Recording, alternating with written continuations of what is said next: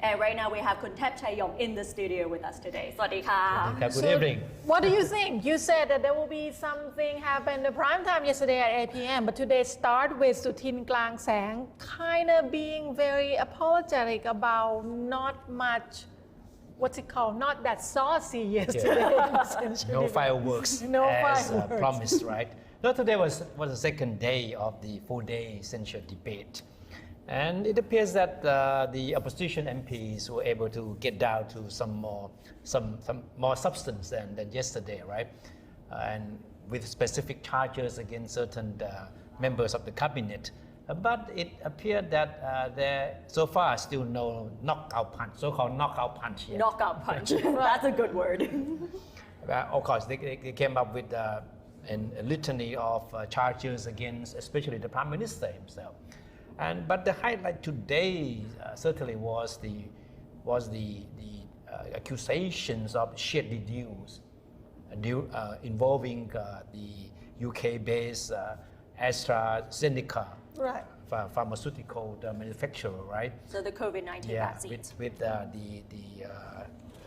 procurement Thailand's Siam Bioscience, which is a leading biopharmaceutical manufacturer, set up back in 2009 under the guidance of the late King Ramadan IX. And this is where the firework was supposed to be, because the opposition was trying to link the deal, which it described as being very, very shady, with what they claim to be the attempt by the government to cover up these behind the scenes dealings by using the monarchy.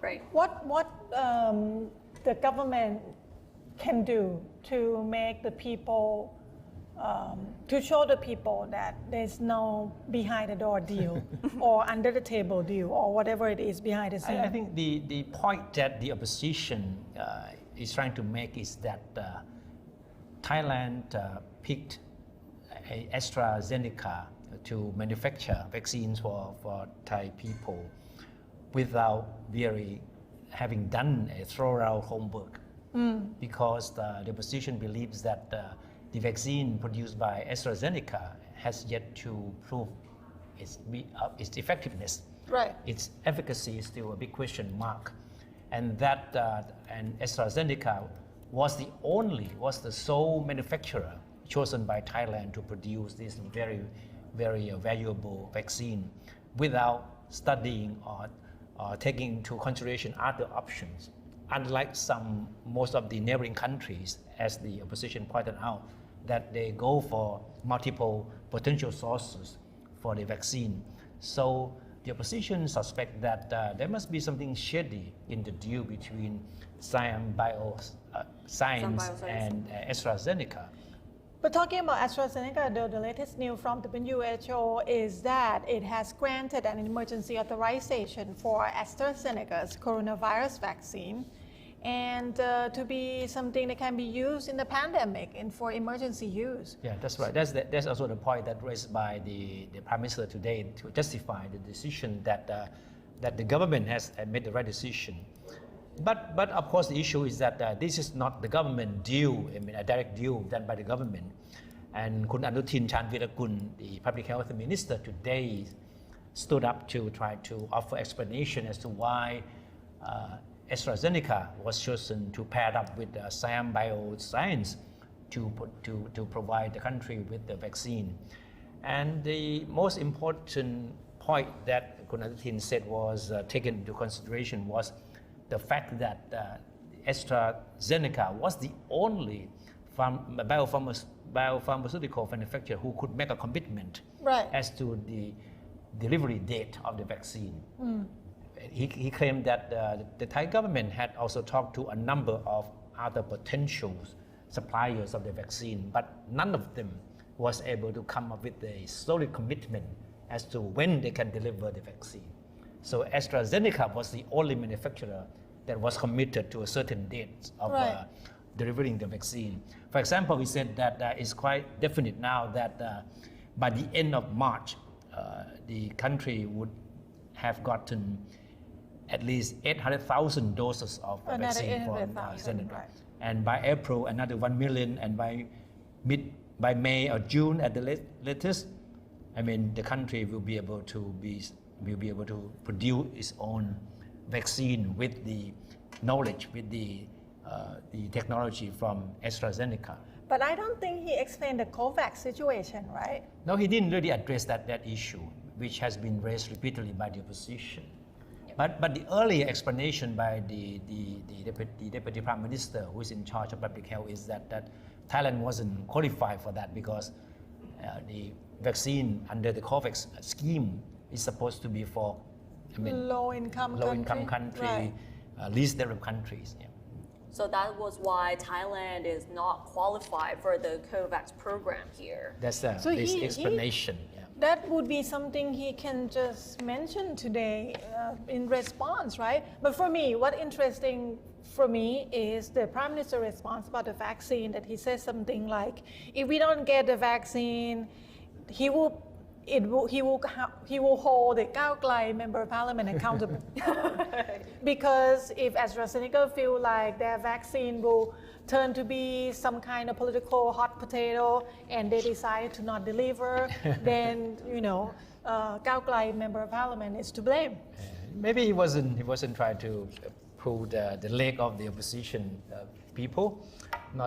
I don't think he was being serious about that. Really? What if they really? There shouldn't be a reason. It shouldn't be a reason for them to not deliver, right? No, because this of course, I mean, the vaccine has become a political issue in many countries, Right. And Thailand is no exception.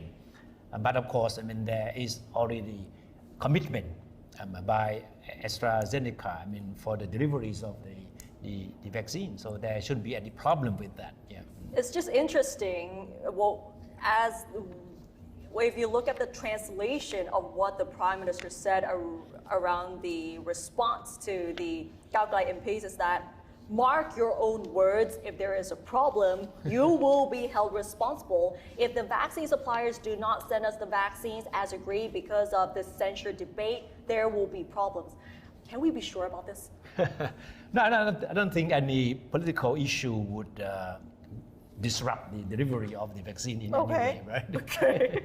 All right, besides the vaccine issue, the Prime Minister, who is also the Defense Minister, right? He holds both positions. He also came under heavy criticism for what the opposition see as irregularities and lack of transparency in the arms procurement by the Defense Ministry, right? And the finger was pointed specifically at the continued insistence by the government, Defense Ministry, to the Navy especially, to pay for the 2 other submarines that Thailand is supposed to get from China, right? We have already paid for 1, and the payment, the first installment for the other 2 was suspended last year because of the need for money for other urgent needs. And the opposition certainly want to see that happen again, to suspension of the payment of the installment for the 2 other submarines. But I think the Prime Minister didn't really explain anything. I mean, he said it's for maritime security, it's for strengthening the force of Thai Army, Thai Marine, but he didn't really give anything more than he already explained about the submarine procurement. Yeah, it's more like they said that it's actually worth it with the procurement of the military equipment. That's right. No, in fact, when the Prime Minister tried to respond to accusations or charges from the floor, I think he doesn't really address the core issues, but he would just dismiss them or just say flatly that, well, I myself, I hate corruption, I'm against all wrongdoing, I'm against people who break the law, so don't accuse me of receiving kickbacks like this, but not really addressing the core issues raised by the opposition. And of course, I mean, he still has 3 more days to go, so he may want to use the rest of the debating time to come back to these issues. But today, on the issue of the submarines, he repeated his insistence that the country needs submarines to protect the territorial waters and then to protect the natural resources, which he somehow came up with the figures of 24 trillion baht worth of marine resources that the country Right. need to protect with the submarines. The thing is about the essential debate, if you talk to the people that support the opposition, they already decide that they're going to believe everything. And if you talk to the people that support the government, they already decide too that they're going to believe whatever government will going to say. So I'm not sure if the essential debate will change anyone's mind. I guess it would hardly change anyone's mind because most people have already made up their mind as to the result of the debate. And of course, as we know, the country is so politically divided. So the essential debate in the eyes of observers would only deepen the division among the Right. people. And of course, I mean, as we have been saying, the government commands a convincing majority in the parliament, right? So there's no question on whether or not the government will survive the no confidence vote. It will survive for sure. But of course, we still have to wait and see whether the opposition will be able to come up with any knockout punch Right. to really put the government in a bad position and see the result of the no confidence vote on each of the individual cabinet members. So I think that's more of the point. So, Everyone's still yeah. waiting to see that punch, I think. Yeah. Yeah, but we haven't seen the knockout punch for the past 2 days. I Yeah, guess. maybe Yeah. they went into the last day. I don't know. Anyway, the small coalition parties, before the essential debate start, they said that they are going to vote independently. Yeah. But the number of their votes is actually not going to change the result, No, right? it's not that significant. But what do you think it would do? No, it would certainly raise question as to the legitimacy of certain number of individual cabinet members about that, if they stay on, right? For example, if there is one cabinet member who is so unlucky that he receives the least number of votes, then there will be question. And there whether or definitely not- will be someone get there will be least someone number. who will be facing the music for that too. Yeah. But back to the debate. I think last night there was an interesting issue raised by the opposition that deals with the much publicized hit and run case. Yeah. You all remember? And it came as a small element of surprise that this issue was raised, in the sense that the MP that raised the issue tried to put the blame on the Prime Minister, General Prayut, and Deputy Prime Minister Pravit Wongsuwan for letting the suspect in this case, Kun Warayut Yuthaya, off the hook, right? And as we all know that Warayut was left off the hook in what was described as a conspiracy between the law enforcement officers and the public prosecutor. This is a long story, but to cut the story short, I mean, General Prayut and General Pravit last night were accused of having a hand in his acquittal. Right. The MP who raised the issue, Kun Thirachat Phanthupmat, pointed to what was widely reported as an interference in the case by members of the Committee in Legal Affairs of the now defunct National Legislative Assembly in 2016. And Kun Thirachai said the committee was staffed with people handpicked by Prayut and Pravit. So that means that whatever these people say or do will be linked back, traced back to these two powerful figures, right? The committee, Kun Thirachai alleged, coerced the police investigators to alter their report on the speed of the car that the suspect, Kun Warayut, was driving when it hit and killed a policeman riding on a motorcycle. And the move was intended to help spare Warayut from speeding charge. Right. And the alleged interference was well documented in a report by the committee appointed by the Prime Minister to investigate the scandal last year. And in a central debate, MP Thirachat claimed that so far the Prime Minister has failed to act on a series of recommendations by the committee to penalize law enforcement officers and public prosecutors, as well as others involved in the scandal. And of course, Thirachai raised doubts about the Prime Minister's sincerity in dealing with the case. So it sounds like this might be the weakest spot of the Prime Minister throughout these 2 days of debates.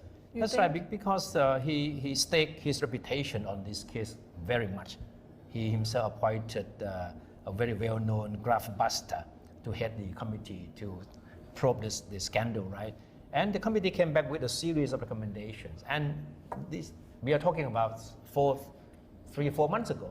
And Right. so far, nothing has happened. Right. So I mean, it's natural that people would raise questions as to whether or not the Prime Minister is really serious about seeing this case through. Yeah. But so far, Kun Prayut, the Prime Minister, has proved himself to be quite adept in responding to questions, accusations now. And the most important thing is that he has been able so far, anyway, to keep his cool. Yeah, True. keep his True, cool, true. and Yeah. he tries to understand what the oppositions were trying to say, and he sort of responded well here. Yeah, and at times he managed to display some sense of humor with his one-liners. I remember the first thing he said yesterday, that he missed everyone. Yeah, yeah, He said he missed the parliament. yeah. That's what he said when he started the response. Yes. But there was one moment today when he appeared to be a little bit emotional, Right. and he just ramble on and say, "I'm not angry. I'm not angry." Whenever he says, "I'm not angry," that it means that he is about to blow up. Like he did really well up until today. Yeah, and the- today wasn't that bad, even with Yeah. that Compared particular to, moment, right? Compared to Yeah, and- how he responds so far Yeah, in that's right. other times. And- Yeah, I think he did pretty good. Yeah, there are parts where he did well, but for certain groups, they felt that the Prime Minister didn't really say the real point Yeah. of certain issues here, and whether it's the submarine issue, where, Yeah. like with the submarine issue, many people who are against the government felt that this is completely unnecessary, but for the pro-government side would say, there is a reason why you Yeah. need these things. Yeah, I do talk to conservative side of the politics. They would say that we need this for national security, to show that we are strong compared to other countries in this region. At least it's just to show that we are capable. Yeah, And but unfortunately for the government, this issue just comes up amidst this pandemic, right? Right. During which we certainly need a lot of money, cash to pay for the economic relief measures and to help fight the pandemic. So it's natural that people would see the acquisition of the submarine as too much of a luxury at this very moment. I remember the explanation was that the government already set aside a budget for this submarine, so the plan is just to go ahead. And this is already the, what's it called, shrunk number of the budget. That's right. But a lot of people still see that it's a huge number anyway, even though it's a small We one. still owe the Chinese as much as 2.5 billion, 22.5 billion baht. That's a lot here. Money. And for altogether the 3 submarines, right? And of course, the opposition wants to see the government scale back on these, or even, if possible, to cancel or suspend the procurement. But the Defense Ministry, the Navy especially, insists that the deal has been signed and there's no way we can have it cancelled. Even the opposition MP said that the government has wasted so much money, especially the taxpayers' money, buying those military toys. Yeah. And they felt that they've created such a public debt here Yeah. when the national economy is suffering from the pandemic and people are actually trying to make their ends meet. And the government is actually wasting all this money on these military submarines. So you are repeating exactly what the opposition MP said in the I don't debate need to today. repeat that, but that's on the opposition MP Okay. side. But for the pro-government side, they would think that there is a reason why they need this military equipment here. And one classic one-liner from the Prime Minister today is, I know you want to provoke me, but no way I will not fall into the trap. Well, he still have another 2 days to go. We'll see. But like we said, that he's doing better this time. But we still have 2 days left where the Prime Minister as well as other ministers will be grilled by the opposition MPs. And we still have this Saturday where the voting will proceed as well. So we will have to see whether the votes reflect on the trust towards the ruling government. And we will closely follow the vote on Saturday, because normally we don't have this program on Saturday, Right. right? But this Yeah. is a special occasion, so Kun Nat and myself will be here to make sure that we keep you updated on this very important political exercise.